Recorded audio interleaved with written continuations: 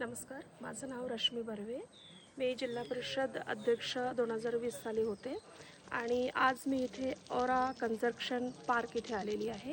हे माननीय घटाटे सरांचं पार्क आहे आणि इथे आल्यानंतर मला अतिशय मनाला शांतता व समाधान आल्यासारखं मला इथे वाटत आहे. कारण जे आपल्या भारतीय संस्कृतीमध्ये जे आयुर्वेदिकचं जे महत्त्व होतं ते आजच्या या धकाधकीच्या आणि या इतक्या धडपडीच्या जीवनामध्ये हे कुठेतरी कमी होत आहे.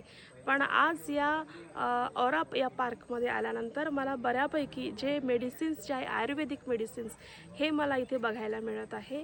इव्हन इथे इन्स्टंट आपण पाला एखादं झाडाचं जर खाल्ला तर त्यामुळं आपल्याला इन्स्टंट एनर्जीसुद्धा येऊ शकते. इतकं महत्त्व या आयुर्वेदिक याच्यामध्ये आहे.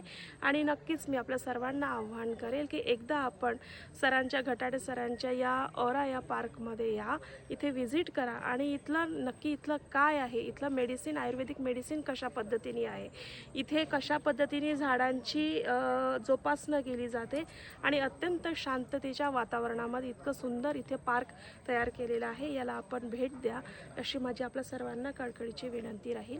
सोबतच ज्या आपल्याकडे जे पाळीव प्राणी असतात जसं गाई, म्हशी, गुरांसाठी तर त्यांची जोपासना कशा पद्धतीने व्हावी, त्यांचं दूध हे आपल्यासाठी किती चांगलं फायदेशीर आहे, पण याचा चांगल्या पद्धतीने लाभ कसा घेता येईल, याला दुधाची उत्पादकता ही कशा पद्धतीने मिळेल याचंसुद्धा आपल्याला बऱ्यापैकी इथे अभ्यासाला आपल्याला करता येईल. आणि यामध्ये मुलांनी आपली जी छोटी आता जी न्यू जनरेशन आहे ज्याला आपण अल्फा जनरेशन म्हणतो, यांच्यासाठी इथे फार अभ्यास करण्याजोगं आहे. जे आयुर्वेदिक जे आहे तर भारतामध्ये आयुर्वेदिक हे कुठेतरी सायन्सने आपण जोडलं गेलेलं आहे, पण याचं महत्त्व जे आहे हे फार दिवसांपर्यंत हे टिकून राहणार नाही जोपर्यंत मुलांना आपण ते इंटरेस्ट देऊन शिकवणार नाही.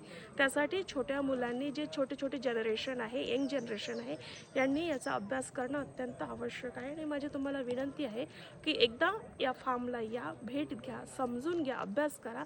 नक्कीच आपल्याला इथे इंटरेस्ट आल्याशिवाय राहणार नाही. धन्यवाद.